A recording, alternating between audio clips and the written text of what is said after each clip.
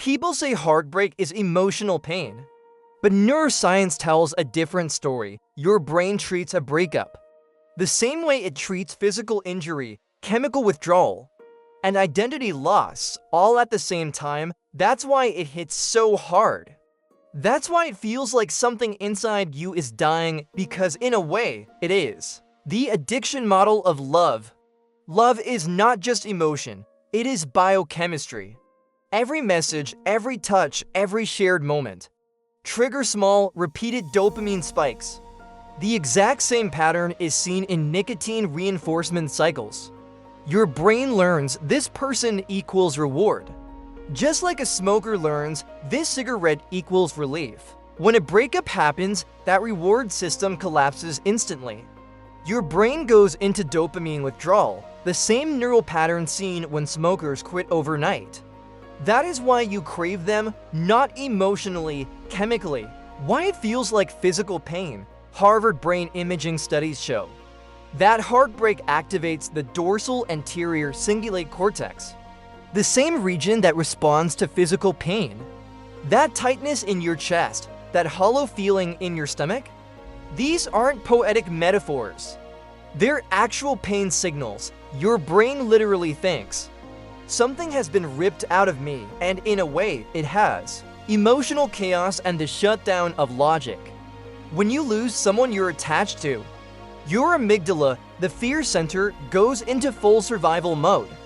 Fear, panic, hypervigilance, and the part of your brain that helps with logic.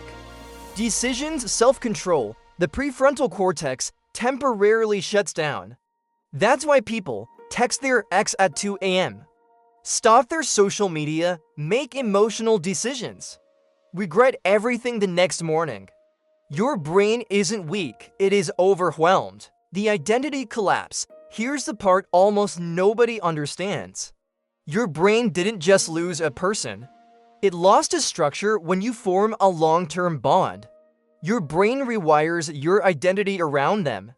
Daily routines, emotional expectations, memory patterns, future simulations. So when they disappear, your brain doesn't know who you are anymore.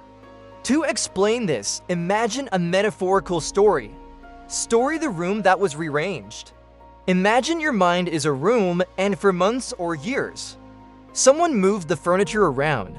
They put the table there, the chair here, the light in that corner. You got used to this arrangement, it became home. And then one day, they left and took everything with them. Now you walk into the same room, but your mind bumps into invisible shapes. Habits, expectations that no longer exist. That confusion, that lostness, that sense of emptiness, that is not emotional weakness. That is identity collapse. The memory loop. Your brain wants closure. It wants order, it wants to understand what happened. So it replays memories, the good ones, the painful ones, even the tiny ones, not to hurt you, but to find patterns. This loop is an evolutionary survival mechanism, but heartbreak hijacks it, turning survival into suffering. You're not obsessed.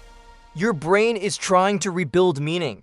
Why you miss them even if they hurt you? You miss them because your brain misses the dopamine cycle. You miss the routine. You miss the predictability. You miss the chemicals. Even toxic relationships create dependency. It's not love you crave, it's the chemical pattern your brain associated with safety. Pain can feel like comfort when it becomes familiar. What you must not do after a breakup. These behaviors trap your brain in the withdrawal cycle. One last conversation. This resets the addiction loop. 2. Checking their social media. Each view equals a dopamine microdose gives relapse. 3. Seeking closure from them. Closure is internal, not given. 4. Jumping into rebound relationships. You replace one addiction with another. 5. Isolating yourself. Silence amplifies amygdala activity, gives anxiety spikes. These actions don't help you heal, they extend the withdrawal. How your brain actually heals. Your brain doesn't delete someone, it overwrites them. Healing is not erasing, it is rewiring. Step 1. Reduce dopamine spikes. No social media checking. No accidental texting. No stalking. Step 2. Reintroduce oxytocin safely. Talk to friends. Get sunlight. Exercise. Step 3. Rebuild identity. New routines, new habits, new self-definition. Step 4. Allow emotional exposure. Let yourself feel. Avoidance slows healing. Step 5. Time. Neural pathways take 30 to 90 days to rewrite, and one day, you wake up and realize the pain isn't gone, it's transformed. The revelation, the pain you feel isn't a sign of weakness. It's a sign of attachment, tearing away, so your brain can become something new. You are not breaking, you are rebuilding. And if this opened your eyes, if even one truth hit deeper than you expected, then you already know what to do next.